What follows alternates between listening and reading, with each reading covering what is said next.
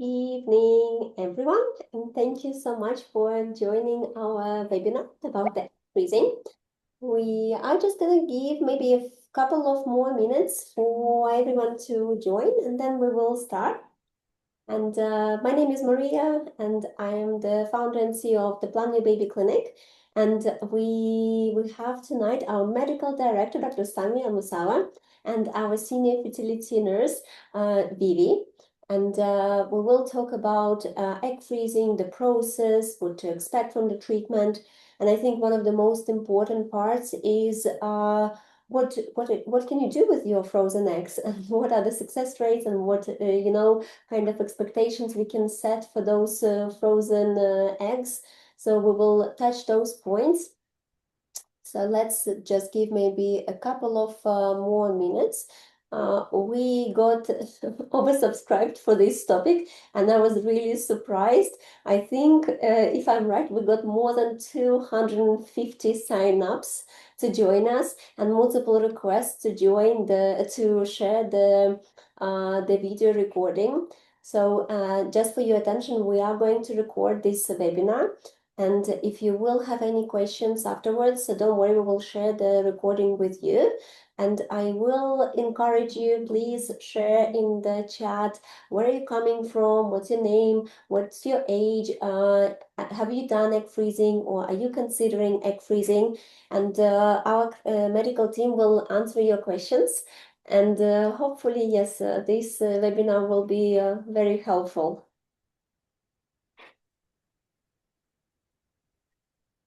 And I hope everyone is enjoying the evening, and it's not too late for you.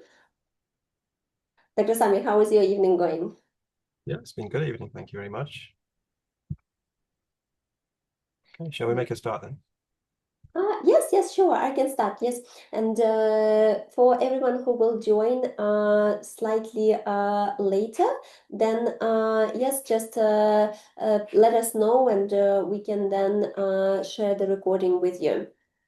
Okay, well, welcome Maria, to our... sorry to Yep. interrupt you, but we just got a message saying that they cannot hear us.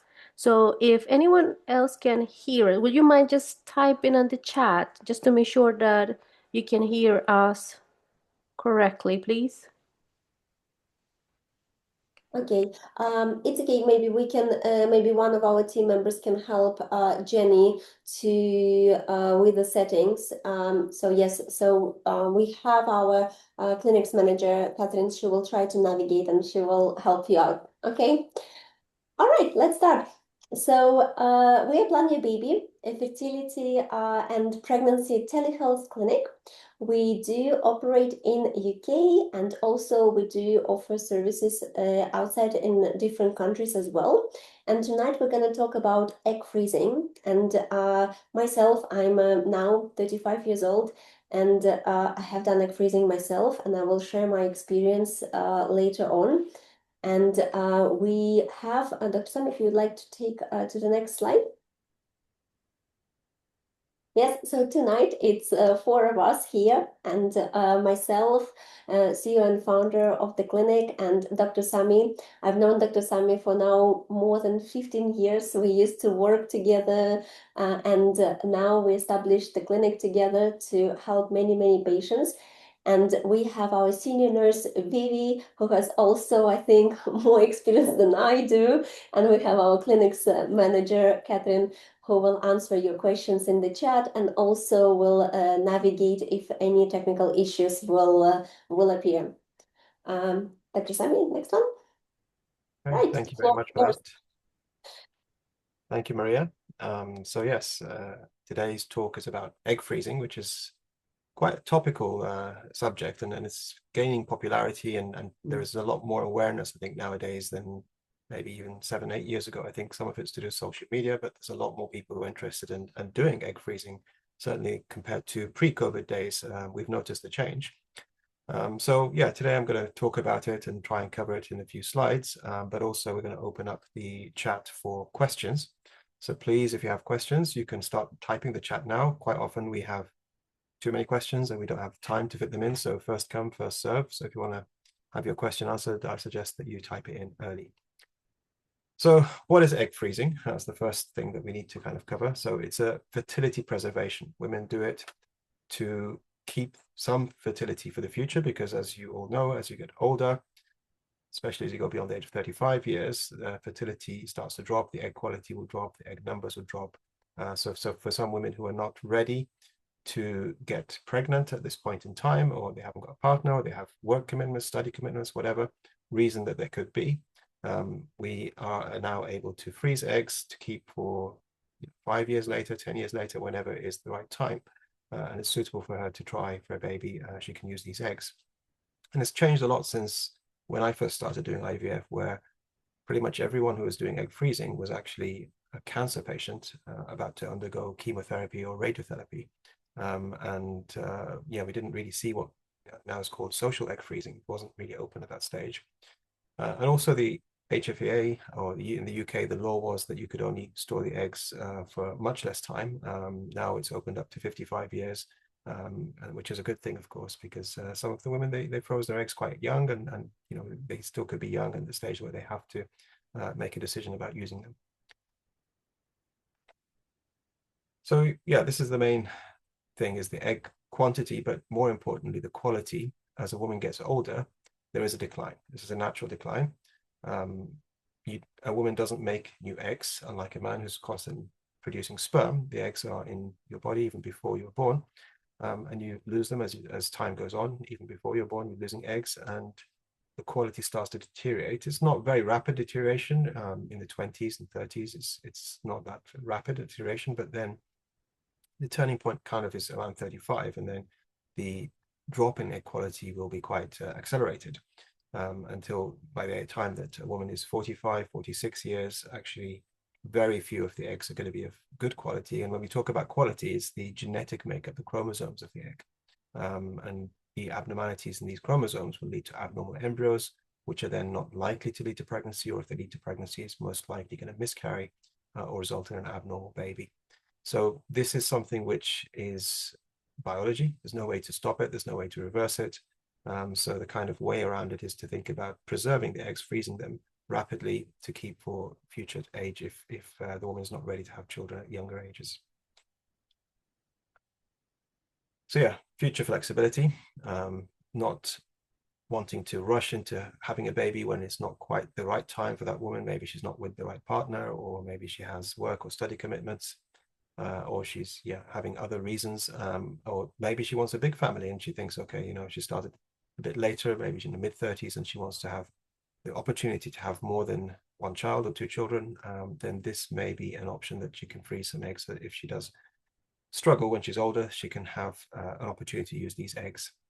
And then the medical conditions we mentioned, you know, about chemotherapy, radiotherapy, which was the original reason to start doing egg freezing, but sometimes some women who have endometriosis, for example, and they're about to undergo surgery, which may damage the healthy ovarian tissue and lead to loss of healthy eggs, they may freeze the eggs beforehand.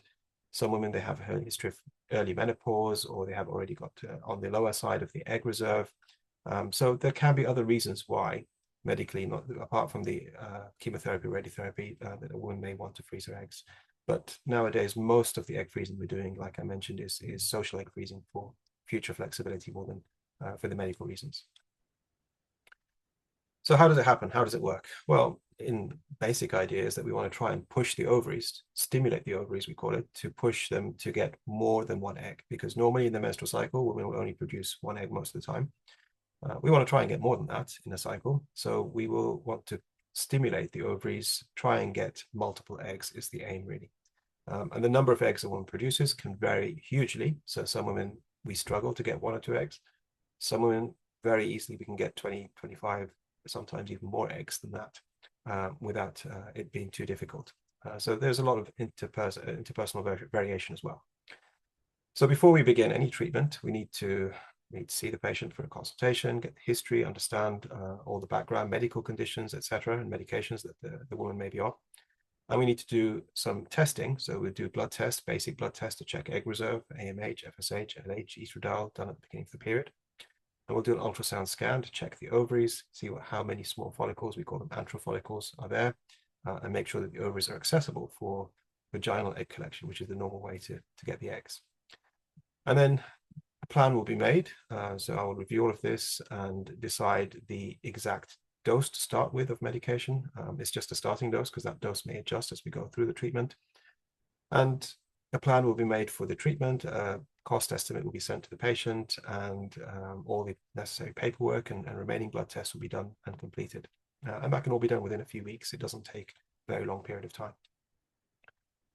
The start of stimulation usually is with the period. So on the first or second day of the period, the woman would have an ultrasound scan and a blood test to make sure everything is good to begin the treatment. And then we start the hormone injections. So she'll be shown how to do these hormone injections daily herself. Our nurse will teach her to do it. And she'll take them every other day, every day for approximately 10 to 16 days. And then every other day, we will do a blood test and a scan to check how she's responding. And according to these results, I can adjust and tailor the medication, because it's not good to have too much of the medication. Too strong a stimulation can cause health problems. There's something called ovarian hyperstimulation syndrome, which I'll talk about in a couple of slides. And too little means that she doesn't get as many eggs as she could, and that will limit the chance as well. So it's a fine balance to get it right, and that's why we ask for so many tests so we can do it properly.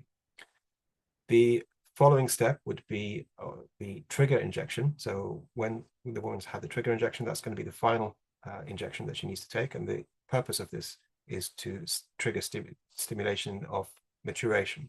So we want mature eggs. If the eggs are immature, they're not useful. We need them to be mature, and this trigger is there to do that.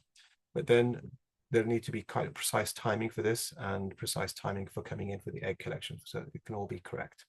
And the egg collection is a procedure done under anesthetic. Usually it's a sedation, so the woman will be in a deep sleep, not quite a general anesthetic. And a needle is passed through the vagina into the ovary to aspirate the fluid, which will contain the eggs. The next stage is to count the eggs. So the embryologist, the scientist who deals with these eggs, will look at these eggs under the microscope. They have to do certain procedures to prepare the eggs for freezing, and they will assess how mature the eggs are. And usually by the time the woman wakes up, or shortly after, she'll be told how many eggs are mature that have been frozen for her. And this can then be reviewed, and if it's a good enough number, we can stop there. Some women, one cycle is enough and they don't need to do any more. But for some other women, they will need to have another cycle or two just to get a reasonable number to keep a good chance for future fertility. So how successful it is? Well, it depends on many factors. The main two factors really are the number of eggs which are mature, how many mature eggs you get, and the age at which you have your eggs collected. So the ideal age is of course younger, ideally below 35, or even better below 32 years of age.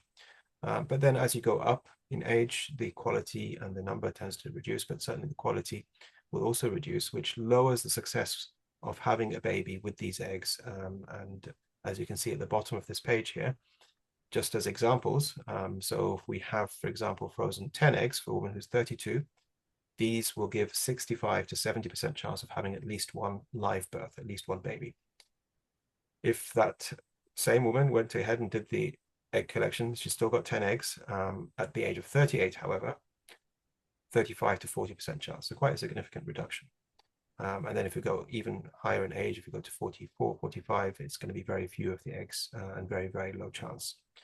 But even for that same woman, to get a similar chance at 38 compared to 32, she'll need to double her eggs. You need to get 20 eggs to get that 65% chance of having at least one baby.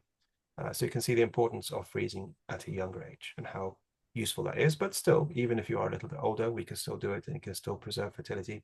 And I've seen women, even 41 years of age, who've frozen just a handful of eggs, who then ended up having a baby with those eggs at a much later age. And that's something that wouldn't have happened if they hadn't frozen those eggs at a younger age. So yes, we can't turn back time, unfortunately, but ideally it's something that you do whilst you're younger.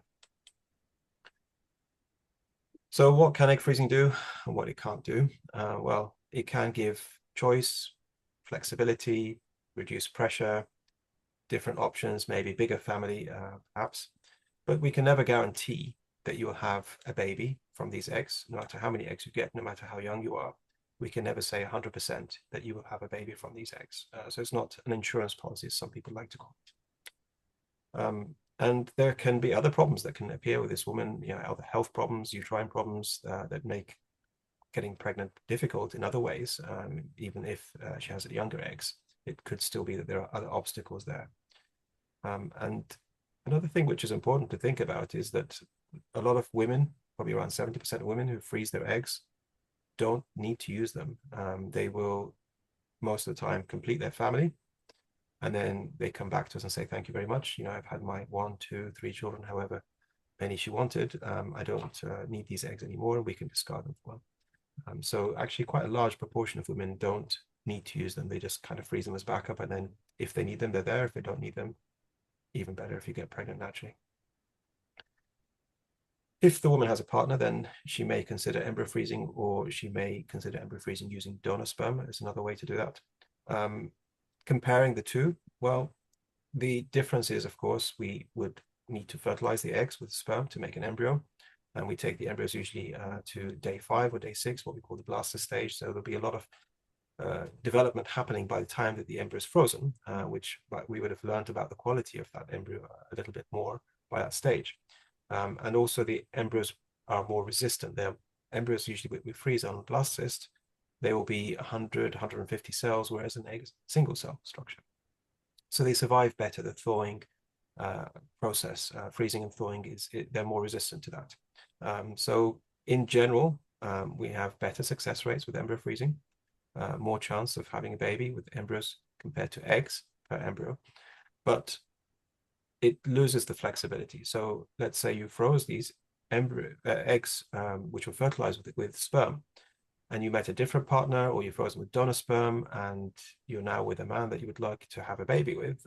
If you have eggs frozen, then yes, you can use those eggs with the sperm and make embryos together. But if you've frozen them with somebody else's sperm, then of course that's not going to be an option for you. So you lose the flexibility. Yes, you gain more success rate, but flexibility is gone.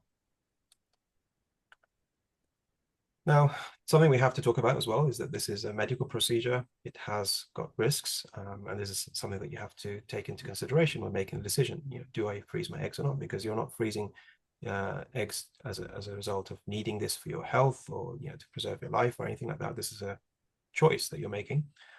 So you need to understand that there is some risk involved.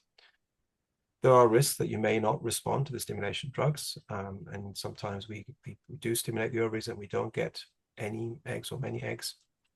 Sometimes there can be other complications, like, for example, thrombosis. Thrombosis means developing a blood clot in the leg or chest, and that's because of the high estrogen produced from the IVF medications that we use to stimulate the eggs.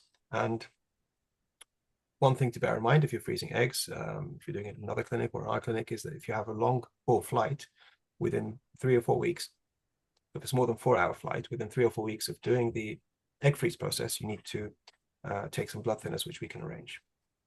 There's a risk of OHSS, ovarian hyperstimulation, which is where you may respond too strongly to the medication. It can trigger a reaction in the body where fluid can collect in the tummy, fluid can collect in the chest. Sometimes the woman can be unwell with this and need to go to hospital. Fertilization of the egg is not guaranteed. So when we fertilize the eggs, we have to fertilize in a specific way called ICSI, which I'll show you in the subsequent slide. And we have to inject the sperm inside the egg. It's the only way to fertilize frozen eggs. But it's not guaranteed that they'll fertilize. So roughly about 70 to 75% of eggs fertilize, not more than that. So that's something to bear in mind. And then this would class as an IVF pregnancy. So there's more risk of multiple pregnancy, miscarriage, ectopic pregnancy, and even late pregnancy complications are higher, such as preeclampsia, growth restriction, preterm labor. So again, if a woman has frozen her eggs when she's younger, and then she meets a man, she shouldn't rush back to use these eggs unless she's too old. She should try naturally first. Hopefully she'll be able to complete her family naturally, but if not, then we can use these eggs. So yeah, just to demonstrate here that when we freeze the eggs, we need to do ICSI, which is the picture on the lower right. You can see that the sperm has to be injected inside the egg. And that's something that we need to do with frozen eggs. And yeah, you can get side effects from the IVF drugs. The stimulation drugs are quite powerful hormones, and they can cause bloating, tenderness in the tummy. So we encourage you to drink a lot of water and increase your protein intake. But some women can also experience nausea, loss of appetite, breast tenderness, mood swings, sleep disturbance, and some other women can have allergies to some of the drugs as well. But in general, it's quite a well-tolerated procedure. And I think Maria's going to tell you her experience about it as well. Okay, Maria. Thank you, Dr. Simon. That was so informative. And I can see we already have a lot of questions, so we'll keep them after the presentation. And I think what I would like to start with is to share my experience. I did freeze my eggs less than a year ago, and I do have PCOS, and I can see that some patients already asking us the question, can you actually freeze your eggs having PCOS? Yes, you can. And my AMH is very, very high, very typical for PCOS. It's more than 65 or 70, and I produced many, many follicles. And initial plan was that Dr. Sami will see me in London, and I was just in another country when I started my treatment, and I couldn't take the flight, so I just did everything in Dubai.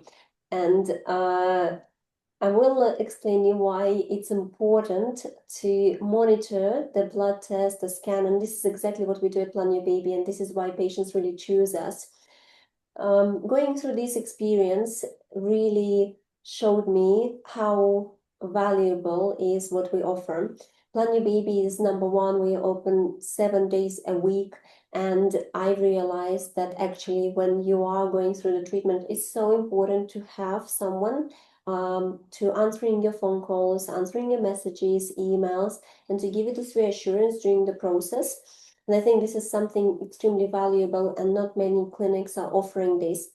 In terms of the convenience and flexibility, very proudly, I can say that Plan Your Baby is the only clinic in UK that has a full coverage in the country. No matter where you are, you won't need to travel too far from your home location or your work location.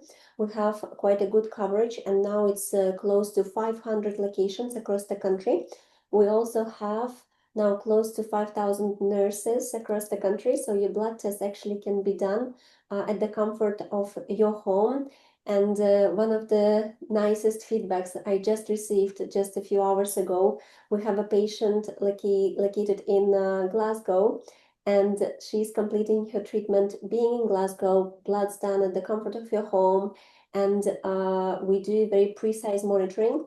And it's not only just helping her with saving money on the travel and the time, but also I think the anxiety of spending this time commuting to clinic, being seen in the clinic, the waiting time.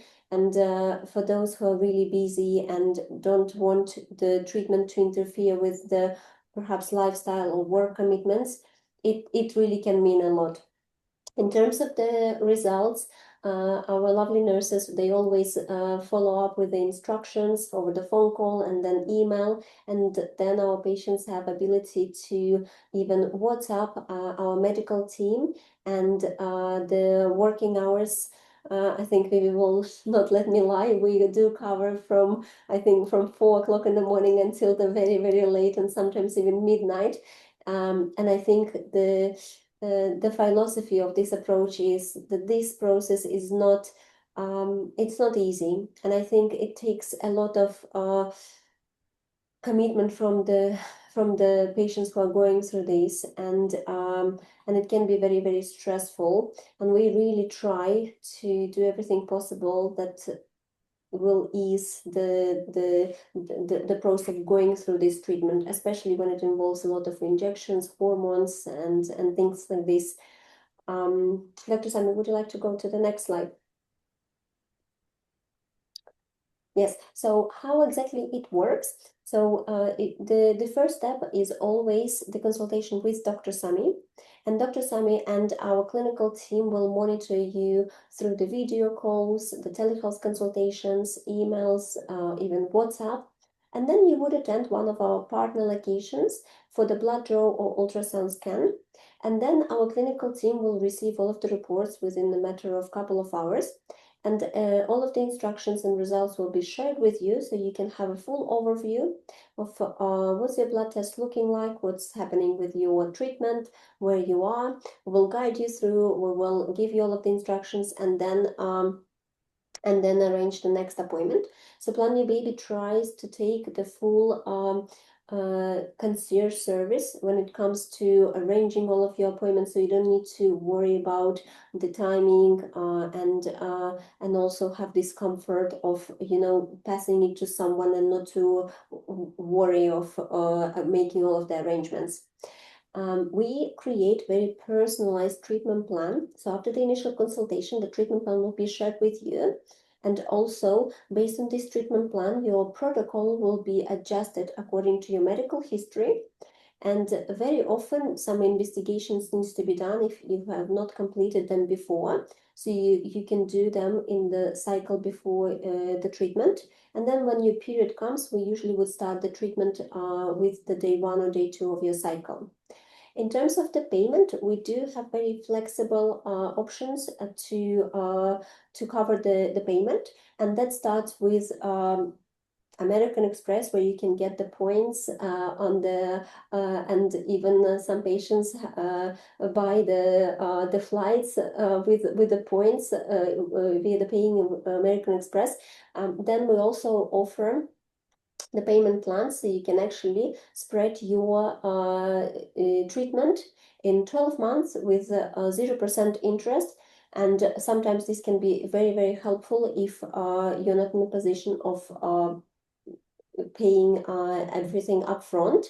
And I think many patients are choosing this, and not only just for the egg freezing treatment, but for any treatment. So that can give you a slight flexibility. Okay, we can go to the next slide. Yes, so some patients, they may need a few cycles rather than one. Due to my response, I produced many follicles, and I think, Dr. Sami, then you can remind me, but it was like close to maybe 40 follicles, but due to polycystic ovaries, we managed to retrieve 25 eggs and 20 were mature. And I decided that one cycle is enough. I have 20 eggs. I was 34 years old when I did my egg freezing, but some patients may need more than one cycle. And that's purely based on your ovarian reserve. And if you would like to have maybe more eggs in the freezer, just in case, if you think it will give you more reassurance.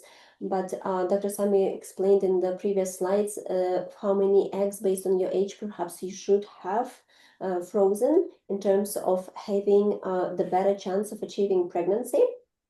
We have packaged up the cycles based on how many treatments you may need. And if you will need 2 or even 3 cycles, we try to give a discount because it can become very costly. So we have created a flexible packages. And now I can explain you on the next slide what exactly those packages include. So Plan Your Baby is very transparent when it comes to the pricing. So in your package, you will have the consultation, then the investigations, what might be required during your treatment, and the infection screenings. Before egg freezing, you would need to complete tests like HIV, hepatitis B and C, chlamydia, gonorrhea, just to make sure there is no any risk of keeping eggs in a specific tank. So even if the tests come back positive, we just need to understand this so we can keep them in the specific tanks. Then the blood test, ultrasound scans included in the package. Plan Your Baby monitors the cycle very precisely. So we actually do blood tests and scan every other day. And the closer we are getting to this moment where we have to trigger you, we would consider to do blood tests even on a daily basis, just to make sure we do prescribe the correct amount of medications and we will trigger you exactly on the day when it's right. And then the egg collection procedure, and then egg freezing, and the medications. Now, in terms of the medications, they always will be packaged and prescribed according to your medical history. And we truly believe that every patient is different. We absolutely never going to prescribe the standard set of medications. we always will adjust it according to your AMH, your ovarian reserve, your age as well, and the dose will be changed as you progress with your treatment.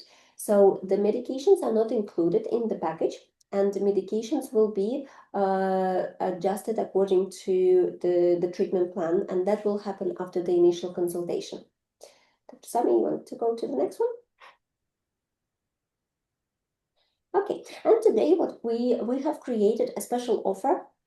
So if anyone is interested in exploring egg freezing, we have created a package where your consultation will be included and all of the necessary investigations to understand how fertile you are and what protocol will be the most suitable for you. And this fee will be deducted from your treatment if you started within the first 3 months. And I think on the next slide, we have a link. So if you would like to book a consultation with Dr. Sami, please take a photo, or you can scan the code and then keep it until we finish the webinar. And if you would like to speak to Dr. Sami, book the consultation in. Usually it lasts between 45 minutes to 1 hour, depending on how complex is your medical history. And then we can, and then if you're happy to do the treatment, then we can deduct all of the investigations and the consultation from your treatment plan.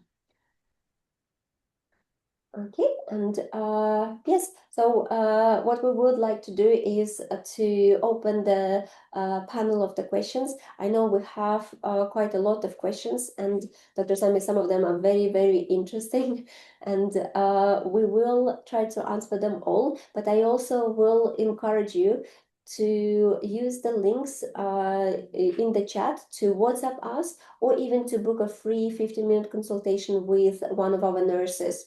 So if you feel like that we haven't covered your questions, please have a free chat with one of our nurses. And for us, it's always important to know how you found the webinar. Was it informative? Have you enjoyed it? Have we answered your questions? So please feel free to leave us a feedback.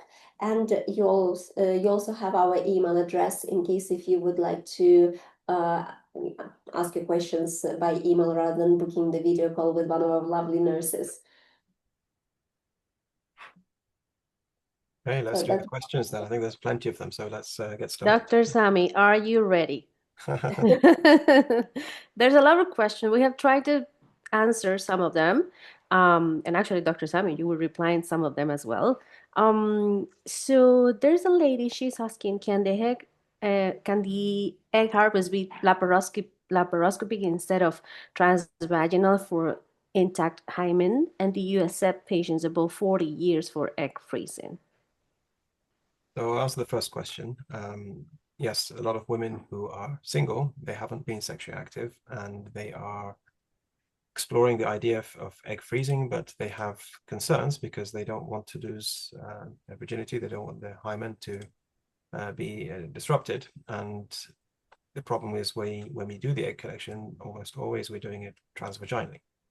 So laparoscopic was something that we used to do. I remember when I first started doing IVF, I was at IVF Hammersmith, and we had a lot of these very young girls, 13, 14, who had leukemia, sadly, and they were about to go through chemotherapy, and we did laparoscopic egg collection for them. And it was very disappointing, to be honest with you. It was not good at all. So I was seeing, because I was scanning the patient, and I would say, okay, I would expect if she's doing vaginal egg collection, she'll get 20, 25 eggs. You know, these are young girls, really. And then we get 3 eggs or 4 eggs, and it's so disheartening and disappointing. And the laparoscopy is also, it's a big procedure. It's much more risk. You have to have a general anesthetic. There's definitely, you know, significantly more risk with it. So the trend has been to move away from that now. Now, there are some women, they can have abdominal egg collection. So some women have, for example, fibroids, then their ovaries may be pushed up very high in their tummy, and it may be accessible through the tummy. But most women, that's not going to be the case. The ovaries are going to be very deep, and it's not going to be safe to reach the ovaries through the tummy. So what's new now, which is happening in where Maria is, actually in Dubai and the UAE, is that there are some clinics which are offering transrectal, so going through the rectum, the back passage, to do the egg collection. And It's something which I think probably will catch on. I think it hasn't happened in the UK yet. I don't think anyone's doing it yet. I think there's less demand for it here than maybe some other countries, but certainly this is a very exciting development for such women, because I think this will give them an option of getting a very good retrieval yield without them having to lose their virginity.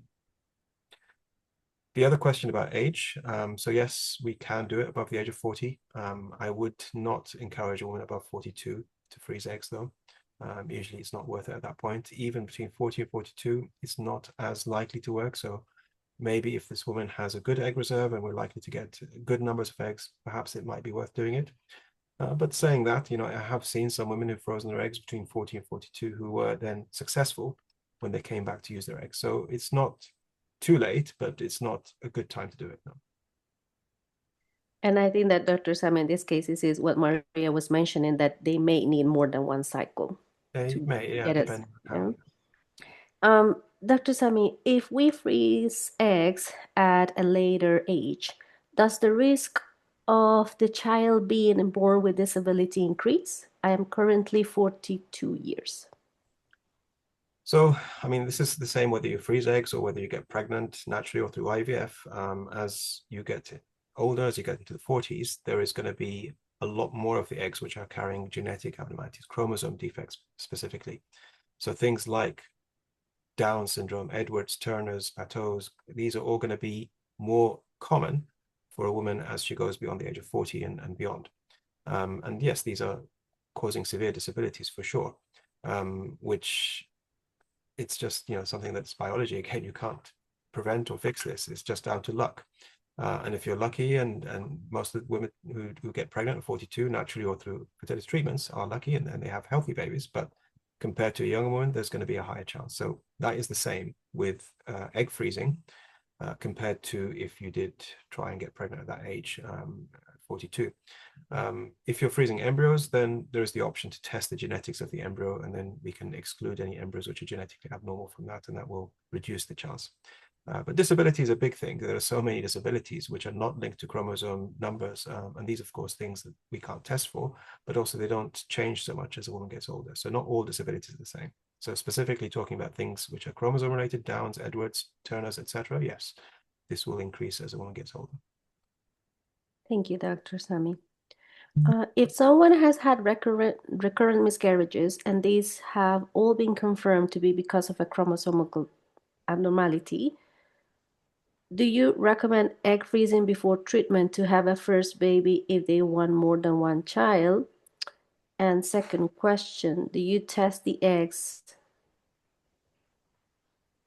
Do you test the eggs are chromosomically normal before freezing? So yes, this lady, she's having problems because she's getting pregnant, I think, naturally and have miscarrying. Mm-hmm. No, egg freezing isn't really recommended. It wouldn't help in any way. And we don't normally test eggs because the embryo is not just made from the egg, it's made from the embryo. The embryo's got the male DNA as well, and it has to divide. So even if the egg is healthy, it can still be abnormal later down the line. So what we test is the embryo genetics. We can do what we call PGTA, pre-implantation genetic testing for aneuploidy. So check the number of chromosomes in each embryo.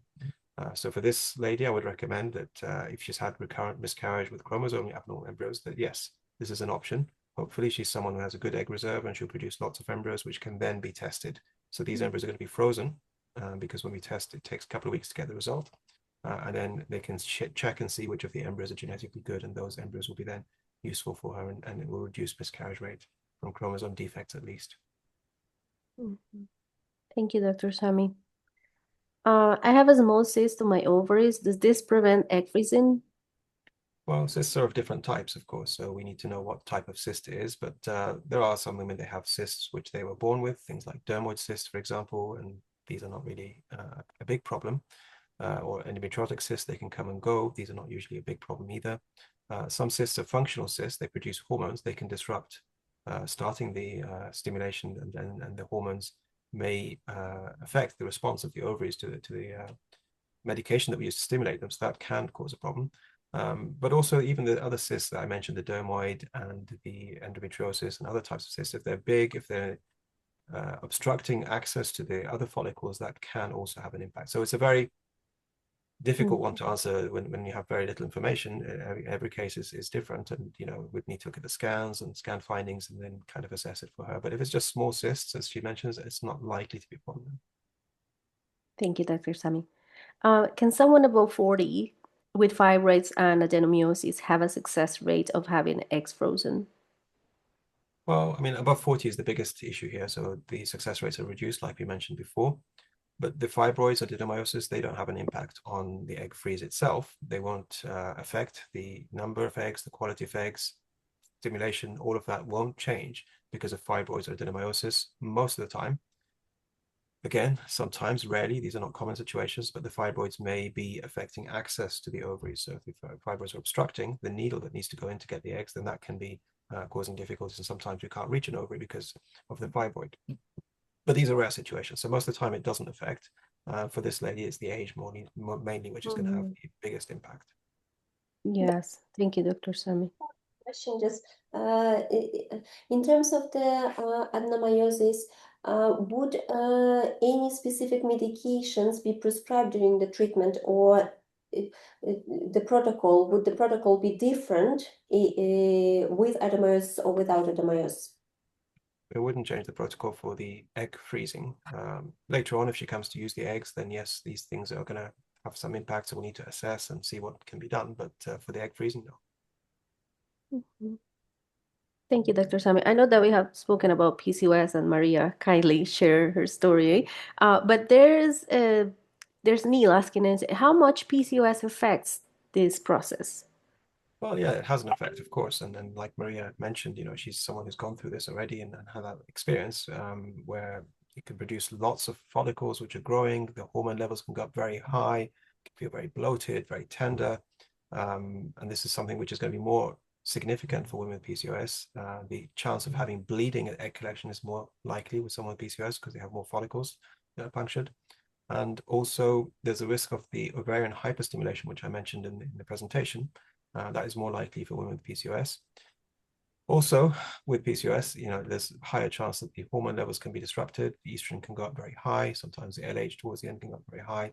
And that can have an impact on egg quality, which is why it's very important, even more important with women with PCOS, that the stimulation is done carefully, slowly, not too much medication, not too little, and the right type of medication so that the process can go in the smoothest possible way and give the best outcome. Thank you, Dr. Sami. Valeria, she is asking, I'm taking the pill now. Does something change anything? Thank you. Well, I mean, if you're doing the egg freezing, you'll need to stop taking the pill beforehand. Now, if you have been taking the pill for a very long time, because some women, they take the pill for 10, 15 years without any break, then the ovaries can become sleepy and it can take a while. And this is something that's well known, even the period may take a while to come back. But the ovaries can be very sleepy because they haven't really been functioning in the normal way. So it's better to stop the pill at least 3 months before anticipating the egg freeze, sometimes up to 6 months. If she's younger, it's better to wait a little bit longer, just for the ovarian function to pick up, for the ovaries to kind of wake up and be then more responsive to the medication that we use, which will help things go smoother. Thank you, Dr. Sami. There's a few questions. I think that there is more than a myth about, egg freezing, making menopause come earlier. So I don't know if you would like to explain a little bit about this, because we have a few questions about this. A lot of people ask this actually. Yeah. So whether egg freezing or IVF means that you're going to go through menopause earlier because you're losing so many eggs. We've taken out in one go 20 eggs, and women feel shocked and like, oh my God, I've lost all these eggs in one go. It should have been maybe over 20 months. It's not quite like that, actually. So every cycle, every month, there are a cohort of follicles. We call them antral follicles. They're little follicles, which appear, and which one of them normally would grow in a normal menstrual cycle. Just one will become what we call the dominant follicle. So it's selected, it will grow, it will then develop, release the egg, corpus luteum. That's what happens in a normal cycle. But at the end of that normal cycle, then these other follicles will just disintegrate and they're lost. And then a new batch will appear after that. So they come up in batches, really. And what we do when we do the IVF stimulation, it's very clever actually, is that we try and make use of these eggs that you would have lost anyway. So we're not making you lose your egg reserve more quickly, but we are trying to make use of those eggs which we wouldn't be able to catch otherwise. Yeah, thank you, Dr. Sami. At what age is the latest to fertilize the egg with sperm? will I be able to carry the baby if I ended up in menopause, for example? Well, it's two different questions. So the fertilization, yes, you're doing the fresh stimulation. Ideally, you do it before you're 46 or at most 46 years. In my opinion, after that, it's such a slim chance. Even at 44, 45, 46, it's a very, very low chance that we're going to get a good egg, good embryo that will lead to a successful pregnancy, unfortunately. Not really much can be done about that. You have to be extremely lucky at those ages to succeed. However, if you've frozen your eggs or embryos when you're younger, let's say you froze when you're 38 and then you come back when you're 48 to use those eggs or embryos, then actually the womb doesn't age in the same way as the ovaries. Of course, there'll need to be checks and tests and things done to assess this. But most of the time, women over 48, 49, even if they're menopausal, can use then these eggs or embryos and still have a very good chance of having successful pregnancy. And probably at that stage, they wouldn't have any chance at all, or extremely, extremely low chance that is negligible. So this is one way, like we mentioned, that you can preserve fertility is to freeze eggs or embryos whilst you're younger. Thank you, Dr. Sami.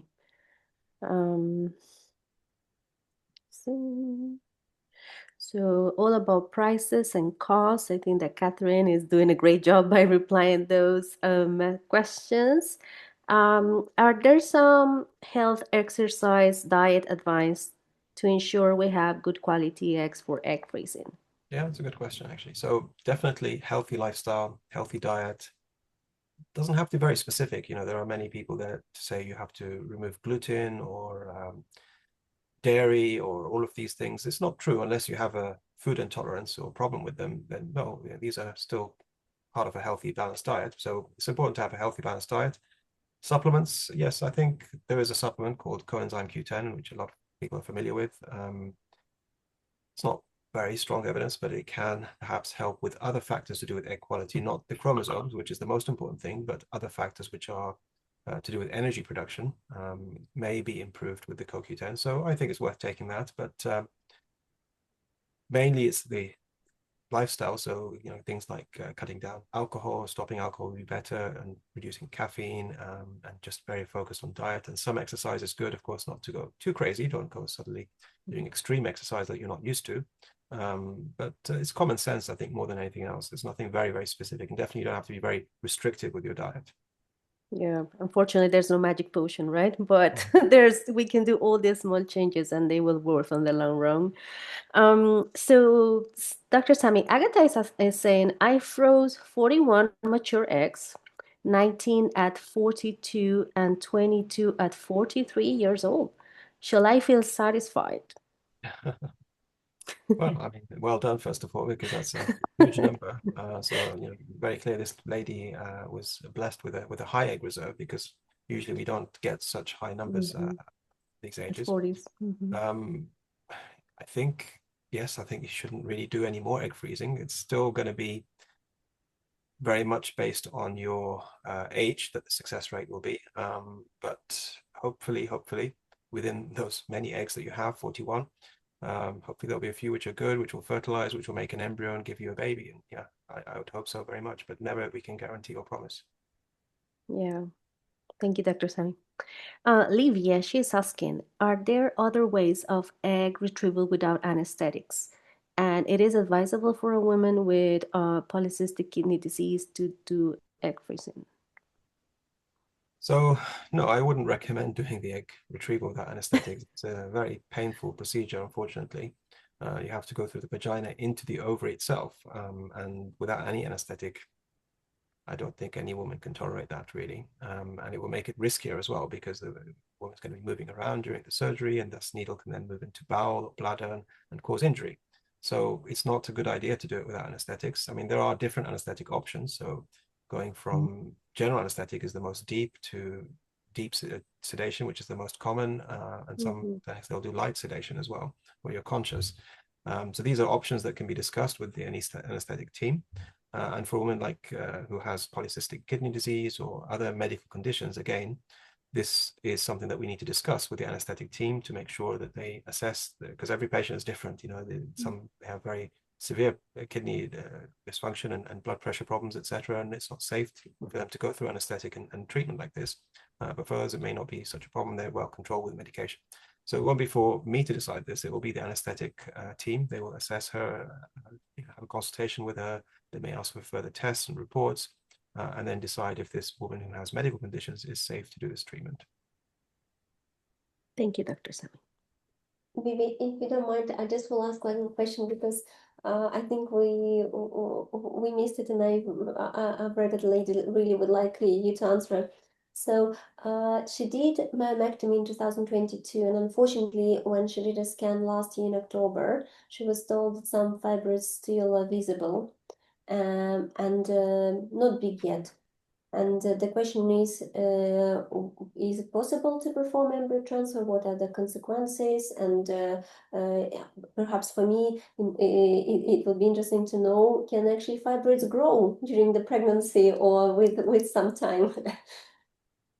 So yeah, I mean, fibroids, they're very common actually. And definitely when I worked in the Caribbean, I saw a lot of women with fibroids. It's even more common for patients than in the UK. And most of the time, the fibroids are not a problem unless they're very big or very many. Then it may be that this woman is recommended to have a myomectomy, which is where they surgically remove the fibroids from the uterus. Now, when a myomectomy happens, you can never completely remove all the fibroids because there are some which are really tiny, and you don't want to be overdoing the surgery because you are cutting into the uterine tissue, and then the more you cut, the more problems and scarring and issues that can happen later on. So there has to be restriction in doing just the bigger fibroids and not doing the smaller ones, leaving those alone. But unfortunately, with time, these can also grow. And yes, Maria, during pregnancy, because your estrogen is high, it can grow as well. So they need to be monitored. Now, it depends on what the situation is with her now. If these fibroids are not very big, not very many, they're not affecting the cavity of the uterus, which is the most important thing, then of course we can still go ahead with the embryo transfer. She doesn't need to have another difficult and risky surgery, which will then maybe cause more harm than good. So it depends. Every case is different, of course. So again, we'd have to look at her scans and make an assessment and see, is it suitable for her to go for transfer, or does she really need to have surgery before she can have a successful transfer? Thank you. Thank you so much. Thank you, Dr. Sami. Do you have experience improving maturity rates? I have already had 2 rounds of egg freezing at 33, and both rounds got 20 plus eggs, but fewer than 50% mature. Do you have any suggestions? So there are some women who have a tendency to produce mostly immature eggs. There are some women who produce only immature eggs. It's a real challenge. They are rare though. But sometimes it can also be linked to the IVF protocol, the medications which you use, the hormones, the hormone levels during the stimulation. So to kind of explain a little bit more, the most important hormone, which is to mature the egg, is the LH hormone. And this hormone, you need to have some of it for the eggs to mature. If it's too low, then the eggs are not going to mature very well, even if you give a high dose of the trigger injection at the end. So it's important to have some LH there maintained. And if the LH is low, then usually I would add into the treatment protocol a drug like Meriofert we use, or Menopure, or Menagon, they're all the same, which has a combination of both FSH and LH hormone to stimulate the ovaries, and not use things like Gonal-F, Fostimon, Purigon. These have pure FSH and no LH component, because we want to try and raise that LH to help mature the egg.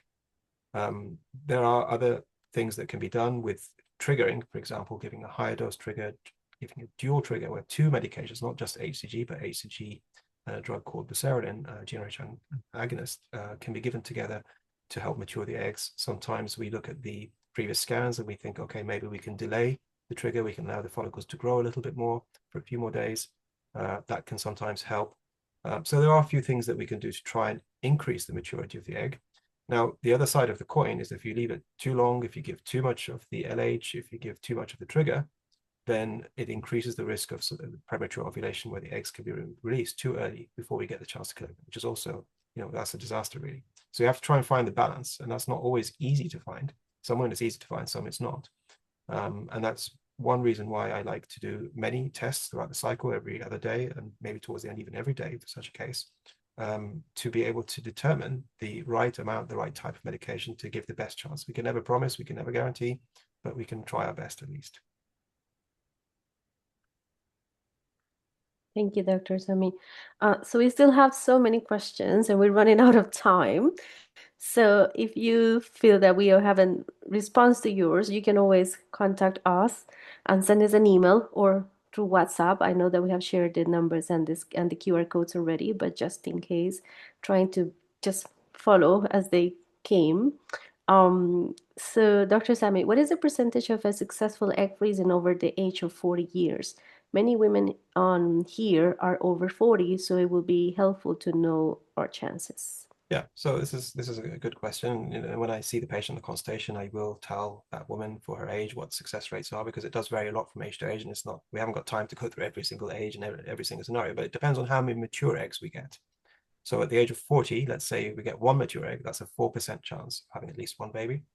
If the woman has, let's say, 10 mature eggs, then it's about 30% chance of having at least one baby.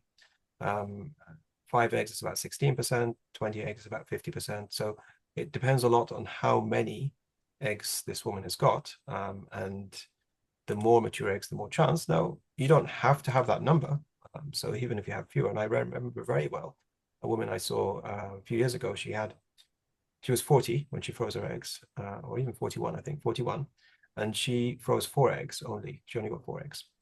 She was coming from Switzerland to the clinic I was at. And I said to her, look, I think you need to probably do it again, because 4 is not a big number and you haven't got a high chance. I said, no, I can't come again. I have work. I'm busy. It's not possible. So I said, okay, fine. She came back after 3 years and she used those eggs that she froze when she was 41, it was. And she had 2 fertilized out of the 4, 1 embryo, but she had a baby with that embryo. So even with lower numbers, it's not impossible. But of course, you know, just to put things in perspective, you know, the chances are low at this age, but it's still possible. So if you froze, it's better than nothing. But it's not the higher chances that we see with younger women.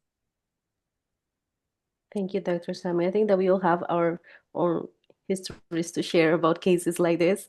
So as you said, it's not impossible, but it's always better to speak with the doctor first and plan.